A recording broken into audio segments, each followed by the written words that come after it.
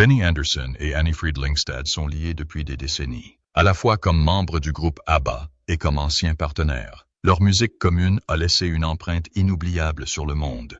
Mais en coulisses, leur vie personnelle a connu des hauts et des bas. Benny a récemment pris la parole, confirmant une information qui a profondément stupéfié les fans. Pendant des années, on a spéculé sur la vie d'Anni-Frid loin des projecteurs, mais la vérité éclate enfin. Personne ne l'avait prévu, et cela bouleverse tout ce que l'on croyait savoir. Que vous ayez suivi ABBA depuis ses débuts, ou que vous ayez simplement adoré ses tubes intemporels, cette révélation ne manquera pas de faire parler d'elle. Les révélations de Benny sont à la fois choquantes et émouvantes, laissant les fans perplexes quant à leur signification pour Anni-Frid et l'héritage de l'un des groupes pop les plus appréciés. Une histoire d'amour mêlant musique, célébrité et chagrin. L'histoire d'amour de Benny Andersson et Anni-Frid Lyngstad a toujours fasciné les fans d'ABBA. Leur histoire d'amour s'est déroulée pendant l'ascension fulgurante du groupe, faisant d'eux l'un des couples les plus appréciés de la musique. Mais comme beaucoup de relations sous les projecteurs, leur parcours n'a pas été sans heurts. De leur début en tant que jeunes musiciens à leur rupture, leur histoire d'amour est empreinte de passion, de musique et de chagrin. Benny et Anni-Frid se sont rencontrés en 1969, à peu près au moment où ABBA commençait à se former. Benny se faisait déjà un nom comme musicien et auteur-compositeur, et Anni-Frid était une chanteuse émergente à la voix percutante. Une connexion immédiate s'est établie entre eux, tant sur le plan personnel que musical. Ils partageaient un amour profond pour la musique, ce qui les a rapprochés. À l'époque, tous deux étaient à des stades différents de leur vie personnelle. Anni-Frid avait déjà été marié et avait 2 enfants, tandis que Benny était fiancé à une autre femme. Malgré cela, leur lien se renforça et ils formèrent bientôt un couple. Alors qu'ABBA prenait forme au début des années 1970, Benny et Anni-Frid devinrent inséparables. Avec Björn Ulvaeus et Agneta Fältskog, ils formèrent tous les 4 le groupe qui allait bientôt conquérir le monde. Être dans un groupe avec son partenaire peut être compliqué, mais pendant un temps, cela a parfaitement fonctionné pour Benny et Anni-Frid. Ils ont joué ensemble, ont fait des tournées mondiales et ont partagé des moments inoubliables sur scène. Si la musique d'ABBA était un mélange de pop et de disco, nombre de leurs chansons étaient porteuses d'émotions profondes, reflet de leurs expériences personnelles.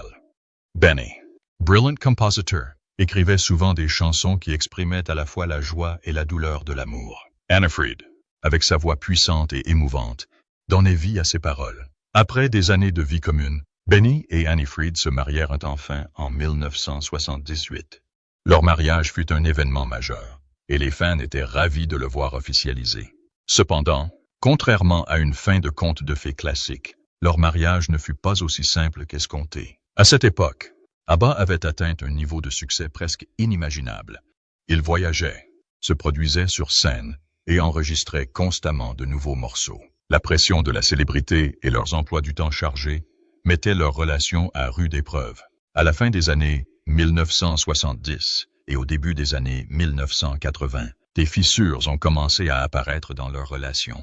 Le mariage de Benny et Anni-Frid ne dura que 2 ans et, en 1980, ils annoncèrent leur divorce. Leur rupture choqua leurs fans, mais leurs proches ne furent pas totalement surpris. Les pressions de leur carrière, ainsi que les changements naturels survenus dans leur relation, avaient eu des conséquences néfastes.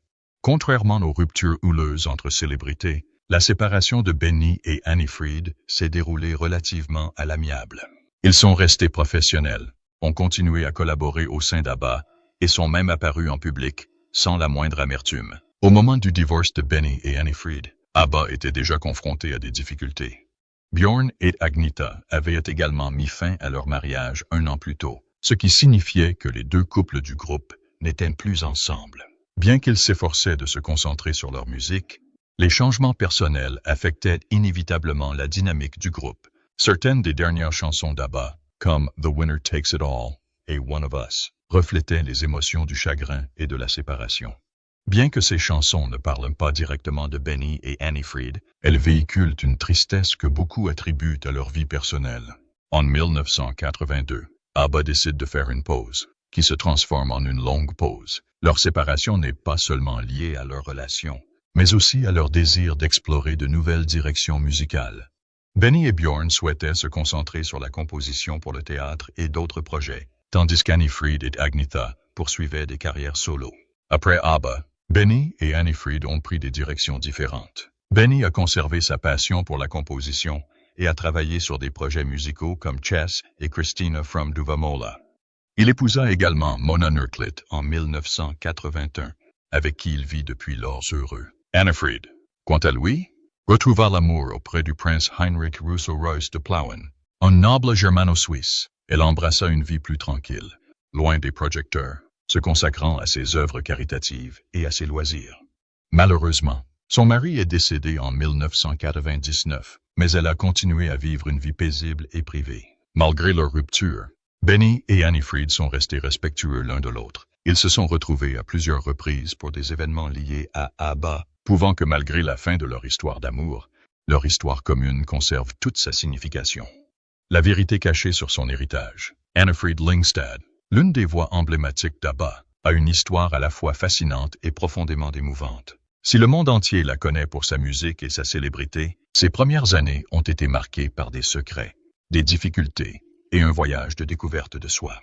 Née en Norvège pendant la Seconde Guerre mondiale, Anni-Frid Lyngstad ne comprendra pleinement son héritage que bien plus tard. Son histoire est un puissant exemple de résilience, d'identité et de quête de vérité. Anni-Frid Lyngstad est née le 15 novembre 1945 à Ballangen, en Norvège, quelques mois seulement après la fin de la Seconde Guerre mondiale. Elle était la fille de Sidney Lyngstad, une Norvégienne, et d'Alfred Hasse, un soldat allemand stationné en Norvège pendant l'occupation nazie. Ce seul fait rendait sa naissance controversée, car de nombreuses Norvégiennes ayant eu des relations avec des soldats allemands furent qualifiées de traîtres après la guerre. La naissance d'Anni-Frid l'a placée dans un sombre chapitre de l'histoire connu sous le nom de programme Lebensborn. Les nazis ont créé le Lebensborn afin d'encourager la naissance d'enfants de race pure. Si certains enfants Lebensborn sont nés dans des maternités spéciales, d'autres, comme Anni-Frid, sont simplement le fruit de relations entre des soldats allemands et des femmes des pays occupés. Après la guerre, nombre de ces enfants ont été victimes d'une discrimination intense, car ils étaient perçus comme un souvenir du régime nazi. À la fin de la Seconde Guerre mondiale, la Norvège connut une vague de colère et de représailles contre ceux qui avaient été associés aux occupants allemands. Les Norvégiennes ayant eu des relations avec des soldats allemands furent souvent humiliées publiquement, et certaines furent même envoyées dans des camps de travail. Leurs enfants, eux aussi, furent victimes de cruauté, qualifiés de bâtards allemands et grandissant comme des parias, craignant pour leur sécurité. La mère d'Anni-Frid, Signe, et sa grand-mère, Arnton, prirent une décision qui allait changer leur vie. Alors qu'Anni-Frid était encore bébé, elles quittèrent la Norvège pour la Suède, où elles espéraient trouver une vie meilleure et plus sûre. Malheureusement, une tragédie survint peu après leur départ. Signe est décédée d'une insuffisance rénale alors qu'Anni-Frid n'avait que 2 ans. Sa grand-mère, Arnton, l'a alors élevée seule en Suède. La Suède est devenue le nouveau foyer d'Anni-Frid, et elle a grandi sans connaître toute la vérité sur ses origines.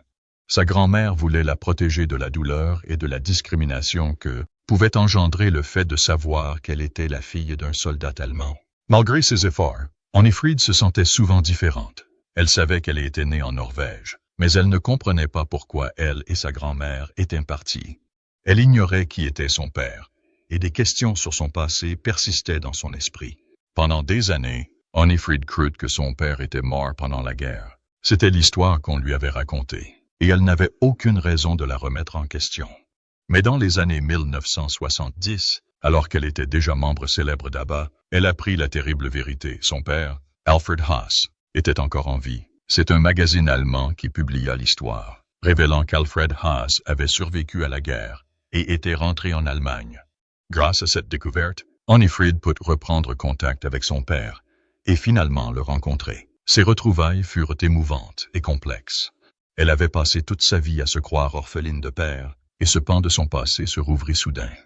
L'amour, la maternité et les difficultés de son premier mariage. Anni-Frid Lyngstad, bien avant de devenir une superstar mondiale avec ABBA, a connu une vie pleine de hauts et de bas. L'un des chapitres les plus marquants de sa jeunesse fut son premier mariage avec Ragnar Fredriksson et les difficultés à concilier sa maternité et sa carrière de chanteuse en plein essor.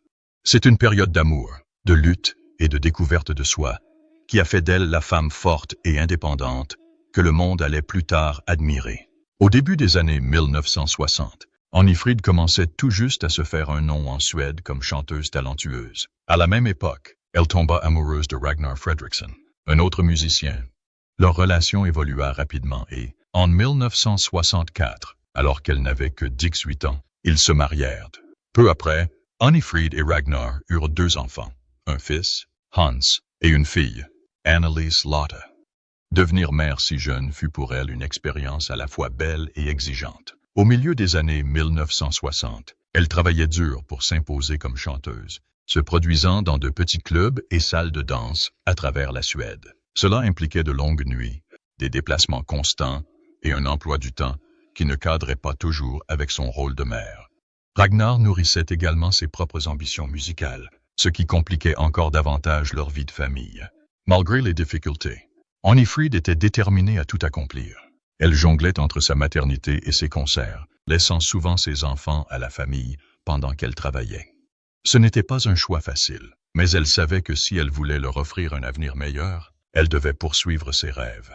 Au fil du temps, les pressions liées à leur carrière et à leur vie de famille ont commencé à peser sur le mariage d'Annifrid et Ragnar. Ils étaient tous deux jeunes et encore en train de construire leur vie, et leurs emplois du temps chargés les séparaient souvent.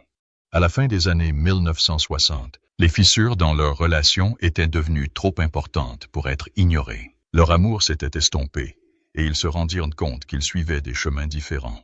En 1969, après 6 ans de mariage, Annifrid et Ragnar décidèrent de divorcer. Ce fut une décision douloureuse, mais à bien des égards, elle était aussi nécessaire. Être mère célibataire dans les années 1960 n'était pas chose facile, surtout dans le monde compétitif de la musique. Des rumeurs circulaient selon lesquelles Annifrid aurait connu des difficultés financières et émotionnelles durant cette période. Certains ont dit qu'elle avait dû faire des choix difficiles, laissant ses enfants avec leur père ou d'autres membres de sa famille pendant de longues périodes pendant qu'elle travaillait. Origine des rumeurs de triangle amoureux. Tout au long des années 1970 et 1980, ABBA était au sommet de son succès, et la célébrité s'accompagnait d'une intense couverture médiatique. L'une des rumeurs les plus persistantes concernant le groupe concernait un prétendu triangle amoureux impliquant Benny Andersson, Annifrid Lyngstad et Agnetha Fältskog. Fans et tabloïds spéculaient sur des tensions entre Annifrid et Agnetha en raison de leur relation avec Benny et Björn Ulvaeus. Mais ces rumeurs étaient-elles fondées? Ou s'agissait-il simplement d'un effet médiatique? Vu de l'extérieur, ABBA semblait être un groupe parfait. 2 couples qui font de la musique ensemble et conquièrent le monde. Annifrid était en couple depuis longtemps avec Benny, tandis qu'Agnetha était mariée à Björn. Cependant, à mesure que le groupe gagnait en notoriété, les médias ont commencé à s'intéresser aux coulisses du drame. Comme Annifrid et Agnetha étaient les 2 femmes phares d'ABBA, on les comparait souvent. La presse les présentait comme des rivales, et des rumeurs circulaient sur une rivalité entre elles, non seulement musicale, mais aussi personnelle. Certain magazine people affirmaient que Annifrid et Agnetha s'étaient disputés à propos de leur relation avec Benny et Björn. D'autres ont spéculé que Benny aurait pu entretenir une relation amoureuse avec Agnetha, créant ainsi des tensions entre les 2 femmes. L'une des idées reçues les plus répandues était qu'Annifrid et Agnetha étaient constamment en compétition pour devenir la star d'ABBA. S'il est vrai que la voix d'Agnetha a souvent dominé les plus grands succès du groupe, Annifrid apportait une profondeur et une richesse uniques à leurs harmonies.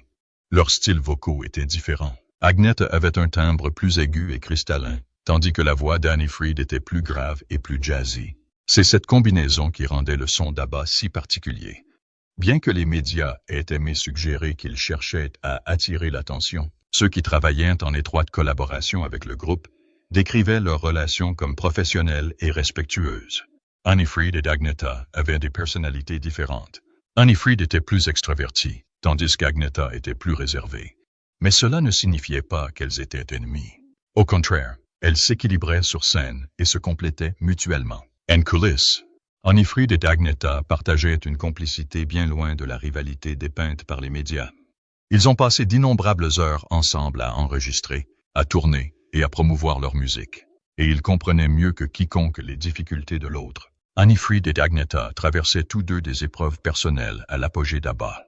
Le mariage d'Agnetha avec Björn battait de l'aile, et elle vivait difficilement la séparation constante de ses enfants due aux tournées. Parallèlement, La relation d'Anni-Frid avec Benny était également difficile, et ils finirent par se séparer en 1980. Ces expériences parallèles les ont peut-être rapprochés plutôt que de les éloigner. Lors d'interview, Anni-Frid et Agnetha ont toutes deux démenti les rumeurs de querelle. Anni-Frid a décrit leur relation comme respectueuse et professionnelle, tandis qu'Agnetha a exprimé son admiration pour le talent et la présence scénique d'Anni-Frid. Elles n'étaient peut-être pas meilleures amies, mais elles étaient loin d'être ennemies. De la célébrité pop à la princesse, Anni-Frid Lyngstad, connue de millions de personnes sous le nom de Frida d'Abba, n'aurait jamais pu prédire qu'elle deviendrait un jour membre de la famille royale. Mais en 1992, sa vie prit un tournant inattendu lorsqu'elle épousa le prince Heinrich Rousseau-Reuss de Plauen. Un prince allemand de noble lignée, ce chapitre de sa vie ne ressemblait à rien de ce qu'elle avait connu auparavant. Après le succès fulgurant d'Abba dans les années 1970 et au début des années 1980, Anni-Frid s'installa dans une vie plus tranquille. Mais le destin en décida autrement. Elle rencontra le prince Heinrich Rousseau-Reuss au milieu des années 1980 et leur relation s'épanouit. Bien que Prince Heinrich Rousseau n'était pas le genre de personne royale qu'on pourrait imaginer dans les contes de fées. Il était terre-à-terre, chaleureux et passionné par le travail environnemental. Malgré son origine aristocratique, il menait une vie plutôt normale, et c'est en partie ce qui attirait Frida vers lui. Lorsqu'ils se marièrent en 1992, Frida vivait déjà en Suisse, profitant d'une vie privée loin des projecteurs de l'industrie musicale. Épouser un membre de la famille royale était inattendu, mais cela convenait parfaitement à son nouveau mode de vie. Le titre de princesse Anni-Frid Reuss, comtesse de Plauen, qui lui fut attribué lors de son mariage, ajouta une touche d'élégance à son nom, mais Frida resta la même dans son cœur. Bien que son titre fût authentique, elle et Heinrich Rousseau menaient une vie relativement paisible et discrète en Suisse. Ils résidaient à Zermatt, une ville pittoresque entourée des Alpes suisses, où ils se consacraient à leur passion personnelle plutôt qu'aux apparitions publiques. Heinrich Rousseau était un fervent défenseur de la cause environnementale et, ensemble, ils s'intéressaient au développement durable et à la protection de la nature. Frida et Heinrich Rousseau ont vécu un mariage heureux et aimant, mais leur vie commune a été tragiquement interrompue. En 1999, Heinrich Rousseau est décédé d'un cancer à seulement 49 ans. Sa perte a été un coup dur pour Frida. Il avait été son rock, son confident et son plus grand amour. Le chagrin était immense. Frida avait déjà subi de lourdes pertes, notamment la mort tragique de sa fille, Annelies Lotte Kasper. Perdre sa fille et son mari en si peu de temps a été un déchirement. Ce fut pour elle une période de profonde tristesse et de réflexion. Un accident déchirant. Bien qu'elle ait atteint une célébrité mondiale avec ABBA dans les années 1970, sa vie personnelle a été marquée par une profonde tristesse. L'un des moments les plus bouleversants a eu lieu en 1998, lorsque sa fille, Annelies Lotte Kasper, a perdu la vie dans un accident de voiture. Cette perte a changé la vie de Frida à jamais. Annelies Lotte Kasper, la fille de Frida, issue de son premier mariage avec Ragnar Fredriksson, s'était bâtie une vie aux États-Unis. Elle avait 30 ans, était mariée et avait fondé sa propre famille. Mais le 13 janvier 1998, une tragédie la frappa. Alors qu'elle conduisait, Annelies Lotte fut victime d'un grave accident de voiture. L'impact fut dévastateur et, malgré les soins médicaux, elle ne survécut pas. La nouvelle fut un choc terrible pour Frida. Perdre un enfant est le pire cauchemar de tout parent. Et pour Frida, ce fut un chagrin inimaginable. Annelies Lotte avait été une présence lumineuse dans sa vie. Et soudain, elle s'en est allée. Ses amis et ses proches ont déclaré que Frida était devenue encore plus introspective après le décès d'Annelies Lotte. Si elle avait toujours attaché de l'importance à l'intimité, elle s'isolait désormais davantage, trouvant du réconfort dans les moments de calme et de réflexion personnelle. Elle s'appuyait sur ses proches, dont son époux, le prince Heinrich Rousseau-Reuss, pour trouver réconfort et soutien. Malheureusement, Heinrich Rousseau lui-même luttait contre le cancer à l'époque. Sa maladie ajouta une nouvelle tristesse à la vie de Frida. Moins d'un an après la perte de sa fille, elle perdait également son mari bien-aimé. Ces pertes successives ont eu un impact émotionnel considérable sur elle. Après le décès d'Annelies Lotte, Frida a presque complètement disparu de la scène publique. Alors qu'elle s'était déjà retirée de l'industrie musicale pour profiter d'une vie plus tranquille en Suisse, cette tragédie l'a rendue encore plus discrète. Elle ne recherchait plus la lumière et évitait autant que possible les événements publics. Y avait-il des tensions entre Annie Fried et ses anciens camarades de groupe? Depuis des années, des rumeurs et des spéculations circulent sur une possible querelle entre Annie Fried Lyngstad et ses anciens camarades d'ABBA, Björn Ulvaeus et Benny Andersson. Les fans se demandent s'il y avait des tensions en coulisses, notamment concernant les décisions concernant les retrouvailles, l'héritage et les projets futurs d'ABBA. Mais dans quelle mesure est-ce vrai? ABBA était l'un des plus grands groupes du monde, mais après leur séparation au début des années 1980, chaque membre a suivi des chemins différents. Björn et Benny ont continué à collaborer sur des comédies musicales comme Chess et Mamma Mia, tandis qu'Annie Fried et Agneta se concentraient sur leur carrière solo et leur vie privée. Au fil des ans, Björn et Benny sont devenus les principaux acteurs des décisions commerciales d'ABBA, tandis qu'Annie Fried et Agneta sont restées plus discrètes. Des rumeurs de querelles ont circulé de temps à autre, souvent alimentées par le fait qu'Annie Fried et Agneta n'étaient pas aussi impliqués dans des projets liés à ABBA, que Björn et certains fans pensaient qu'Annie Fried n'était pas satisfaite de la façon dont les décisions étaient prises, se sentant exclue du processus créatif. D'autres ont spéculé qu'elle voulait simplement profiter de sa vie tranquille, loin des projecteurs. Malgré ces rumeurs, Annie Fried ne s'est jamais exprimée publiquement contre Björn ou Benny de manière négative. Lors des interviews, elle a toujours parlé chaleureusement d'ABBA et exprimé sa gratitude pour l'héritage du groupe. Cependant, elle a également clairement indiqué qu'elle tenait à sa vie privée et ne ressentait pas toujours le besoin d'être au centre des affaires d'ABBA. Lorsqu'ABBA a annoncé son album de retour, Voyage, en 2021, les groupes étaient ravis. C'était la première nouvelle chanson du groupe depuis près de 40 ans, et l'enthousiasme était à son comble. Mais tandis que Björn et Benny promouvaient activement l'album et le concert holographique qui l'accompagnait, Annie Fried restait relativement discrète. Elle participait à l'enregistrement de l'album, et sa voix était aussi puissante et belle que jamais. Cependant, contrairement à Björn et Benny, qui ont donné de nombreuses interviews sur le projet, Annie Fried a choisi de se tenir à l'écart de la publicité. Certains y ont vu un signe qu'elle n'était pas pleinement convaincue par Voyage, tandis que d'autres pensaient qu'elle ne souhaitait tout simplement pas être autant sous les feux des projecteurs. Dans une rare interview, elle s'est dite heureuse qu'ABBA offre quelque chose de nouveau à ses fans, mais a également mentionné qu'elle avait abandonné l'idée de devenir une pop star. Elle appréciait le processus créatif, mais se satisfaisait de sa vie tranquille en Suisse. Cela semblait confirmer que, si elle aimait la musique d'ABBA, elle n'était pas aussi attachée émotionnellement à l'idée de perpétuer la marque que Björn et Benny. L'un des aspects les plus ambitieux du projet Voyage était le concert holographique, qui mettait en scène des avatars numériques d'ABBA en représentation, au lieu des vrais membres du groupe. Björn et Benny ont été très impliqués dans la planification et la réalisation de ce spectacle, y voyant un moyen de faire découvrir la musique d'ABBA à une nouvelle génération. Mais qu'en a pensé Annie Fried? Bien qu'elle ait participé à la capture de mouvements pour créer les avatars, elle n'a pas été aussi explicite sur le projet que Björn et Benny. Certains fans ont émis l'hypothèse qu'elle n'était pas tout à fait à l'aise à l'idée d'être représentée par une version numérique d'elle-même. D'autres pensaient qu'elle était simplement plus détachée des décisions commerciales d'ABBA et qu'elle laissait volontiers Björn et Benny prendre les choses en main. Lors d'interview, Annie Fried s'est montrée diplomate à propos de la tournée holographique, affirmant espérer que les fans l'apprécieraient, mais précisant également préférer des performances plus naturelles et organiques. Cela a alimenté les spéculations selon lesquelles elle n'était pas totalement convaincue par le concept, même si elle soutenait le projet à sa manière. Au fil des ans, l'implication d'Annie Fried dans les projets liés à ABBA a été minime comparée à celle de Björn et Benny. Elle a fait quelques apparitions, comme à l'avant-première de Mamma Mia en 2008, mais a préféré privilégier la discrétion. Tandis que Björn et Benny ont activement contribué à maintenir la marque ABBA à travers des comédies musicales, des albums et des concerts, Annie Fried s'est concentrée sur ses projets personnels, la philanthropie et sa retraite. Cela ne signifie pas qu'elle entretient de mauvaises relations avec ses anciens camarades de groupe, mais simplement qu'elle a d'autres priorités. La terrible vérité sur Benny et Frida, Benny Andersson et Annie Fried Lyngstad, formaient l'un des couples les plus emblématiques de l'histoire de la musique.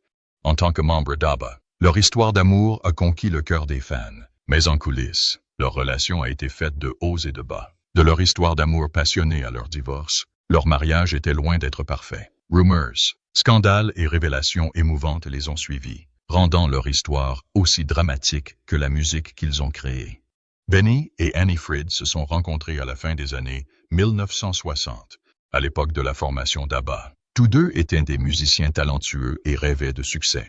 Benny avait fait partie du groupe suédois populaire Hepstars, tandis qu'Annie Fried se faisait un nom comme chanteuse. Leur passion commune pour la musique les a rapprochés, et ils sont rapidement tombés amoureux. Au début des années 1970, au moment où ABBA prenait son envol, Benny et Annie Fried vivaient déjà ensemble. Ils n'étaient pas encore mariés, mais leur lien était fort, et ils semblaient former le couple musical idéal. Les fans ont adoré leur alchimie sur scène, et leur relation a contribué à la magie d'ABBA. Après près de 10 ans de vie commune, Benny et Annie Fried se sont enfin mariés en 1978. C'était un événement très attendu, mais étonnamment, leur mariage n'a pas duré longtemps. 3 ans plus tard, en 1981, ils annonçaient leur divorce. Cette rupture choqua les fans, d'autant plus que leurs camarades d'ABBA, Björn Ulvaeus et Agneta Fältskog, avaient eux aussi divorcé quelques années plus tôt. Que s'est-il donc passé? Certains rapports suggéraient une infidélité, bien que ni lui ni Annie Fried n'aient jamais confirmé directement ces rumeurs. Ce qui est sûr, c'est que leur mariage a commencé à se dégrader peu après son officialisation. À mesure que la renommée d'ABBA grandissait,